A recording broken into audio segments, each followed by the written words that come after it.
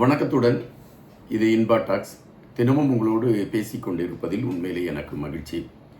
இன்றைக்கி பார்த்திங்கன்னா ரொம்ப ஒரு பயத்தோடு இருக்கக்கூடிய ஒரு நிலைமை தான் மத்திய கிழக்கு போர் நமக்கு உருவாக்கி கொண்டிருக்கிறது.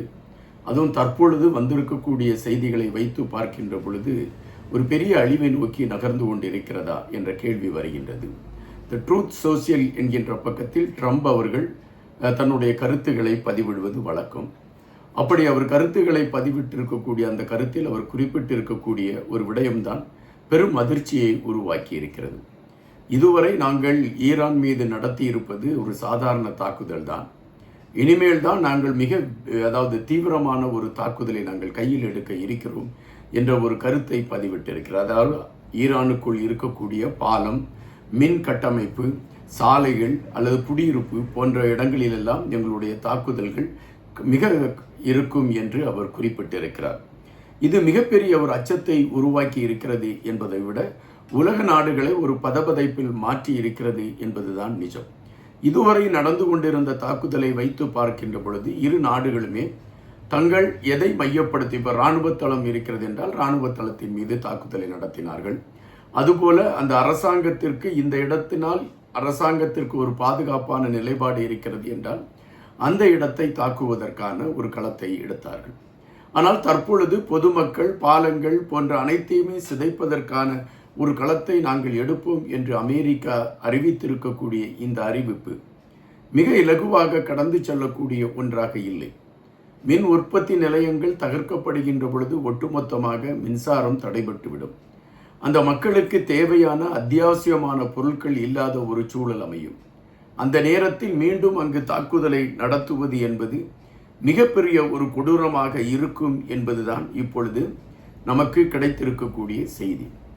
நாங்கள் இதோடு ஈரானை முடித்து விடுவோம் என்று அமெரிக்கா அறிவித்திருக்கிறது. ஆனால் ஈரான் அதற்கு பின்வாங்கி இருக்கிறதா என்றால் ஈரான் அதற்கு எதிர்மறை கருத்தை தான் வைத்திருக்கிறது. ஈரான் இப்பொழுது என்ன சொல்கிறது என்றால், நாங்கள் எச்சூழலிலும் பின்வாங்க போவதில்லை, அமெரிக்காவிற்கு ஒரு சரியான பாடத்தை பயிற்றுவிக்காமல் நாங்கள் பின்தங்கி போவதாக இல்லை என்று அறிவித்திருக்கிறது. இது ஒரு பெரிய பதபதைப்பை ஏற்படுத்தி கொண்டு இருக்கக்கூடிய சூழலில் தற்பொழுது தெஹரானில் இருக்கக்கூடிய அமெரிக்கா தாக்கியிருக்கக்கூடிய ஒரு இடம் கராச்சி என்கின்ற ஒரு பகுதியில் இருக்கக்கூடிய ஒரு பெரும் பாலத்தை தகர்த்திருக்கிறது அமெரிக்கா. 136 மீட்டர் நீளமுள்ள அந்த பாலத்தை தகர்த்திருக்கிறது. இதனால் அங்கு போக்குவரத்து செல்லக்கூடிய ஒரு களம் அமையாத ஒரு சூழல் ஏற்பட்டிருக்கிறது என்ற செய்தி வருகின்றது. அதுபோல ஈரானின் வெளி விவகாரத்துறை அமைச்சராக இருந்தவர் கமல் ஹராலி என்கின்றவர் தான் அங்கு அமைச்சராக இருந்திருக்கின்றார். இவர்தான் ஈரானுக்கும் அமெரிக்காவிற்கும் இடையே சமரச பேச்சுவார்த்தை, அதாவது அமைதி பேச்சுவார்த்தையை கையில் எடுத்துக்கொண்டிருந்த ஒரு நபர் என்று குறிப்பிடப்பட்டு இருக்கின்றது. ஆனால் தற்பொழுது அந்த கிடைத்திருக்கக்கூடிய செய்தி என்னவென்றால், அமெரிக்கா நடத்தி இருக்கக்கூடிய தாக்குதலில் இந்த சமாதான பேச்சுவார்த்தையை நடத்தி கொண்டிருந்த அந்த தலைவரும் மரணத்தை தழுவியிருக்கிறார் என்ற செய்தி வருகிறது. இன்னொரு செய்தி, அவர் பயங்கரமான ஒரு தாக்குதலுக்கு உள்ளாகி அவர் சிகிச்சைக்காக அனுமதிக்கப்பட்டிருக்கிறார் என்ற செய்தி வருகின்றது. அப்படி என்றால் இப்பொழுது அமெரிக்காவோடு சமரச பேச்சுவார்த்தையை நடத்துவதற்கு யார் இருக்கிறார் என்ற ஒரு கேள்வி எழும்பிக் கொண்டு இருக்கக்கூடிய வேளையில் அமெரிக்காவின் இராணுவ தளபதியாக இருக்கக்கூடிய ரெண்டி ஜார்ஜ் என்கின்றவரை இப்பொழுது அமெரிக்கா அவரை அந்த பதவியிலிருந்து நீக்கி இருக்கிறது. எதற்காக அவர் அந்த பதவியிலிருந்து நீக்கப்பட்டார் என்கின்ற செய்தி சொல்லப்படாவிட்டால் கூட அமெரிக்காவின் பாதுகாப்பு அமைச்சராக இருக்கக்கூடிய பீட் என்கின்ற அந்த பாதுகாப்பு அமைச்சர் இப்பொழுது இந்த ரெண்டி ஜார்ஜ் என்கின்ற இராணுவ தளபதியை பதவியிலிருந்து நீக்கியிருக்கிறார். இதற்கு முன்பு காவல்துறையின் உயர் அதிகாரி பதவியிலிருந்து நீக்கப்பட்டிருக்கிறார் என்ற செய்திகள் வருகின்றன.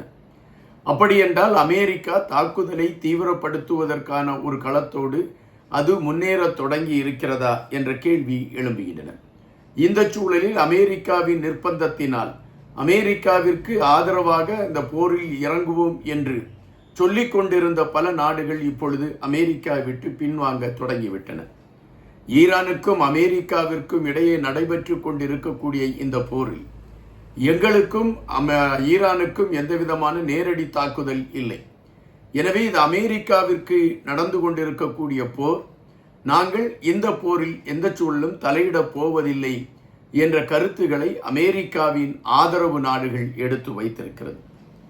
இது ட்ரம்ப் அவர்கள் நினைத்து பார்க்காத ஒன்றாகத்தான் பார்க்கப்படுகின்றது. காரணம், தன்னுடைய வார்த்தையை, தான் எடுத்து வைக்கக்கூடிய கருத்துக்களை தான் சார்ந்த நாடுகள் ஏற்றுக்கொள்ளும் என்கின்ற நம்பிக்கை ட்ரம்ப் அவர்களுக்கு இருந்தன. எப்பொழுதுமே தன்னை ஒரு ஆதிக்க சக்தியாக அடையாளப்படுத்திக் கொள்வதில் ட்ரம்ப் அவர்கள் எப்பொழுதுமே முனைப்புடன் இருக்கிறார். எனவே அவர் மிக தெளிவாக அதை முன்னெடுத்து வைத்தார். ஆனால் ட்ரம்ப் அவருடைய எந்த கோரிக்கைகளுமே அவருக்கு ஆதரவான இருக்கக்கூடிய நாடுகள் ஏற்றுக்கொள்ளவில்லை என்கின்ற செய்திகள் தான் வருகின்றன. இப்பொழுது ஒட்டுமொத்தமாக அமெரிக்காவை பொறுத்தமட்டில் ட்ரம்புக்கு எதிரான போராட்டங்கள் மிக வேகம் கட்ட தொடங்கி இருக்கிறது என்ற செய்திகள் வருகின்றன.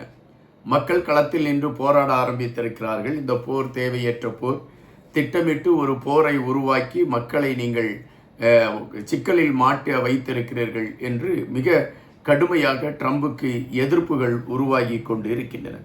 ஆனால் ட்ரம்ப் இதை குறித்தெல்லாம் கவலைப்படாமல் போர் தொடரும், ஈரானை நாங்கள் இன்னும் கூடிய விரைவில் ஒழித்து விடுவோம் என்ற செய்திகளை எடுத்து வைத்திருக்கிறார். இது நடைபெறக்கூடிய ஒன்றா என்ற கேள்வியை வைக்கின்ற பொழுது, தற்பொழுது உள்ள சூழலில் ஈரானுடைய அதிரடி தாக்குதல்கள் தொடர்ந்து கொண்டிருக்கிறது என்று சொல்கின்றார்கள்.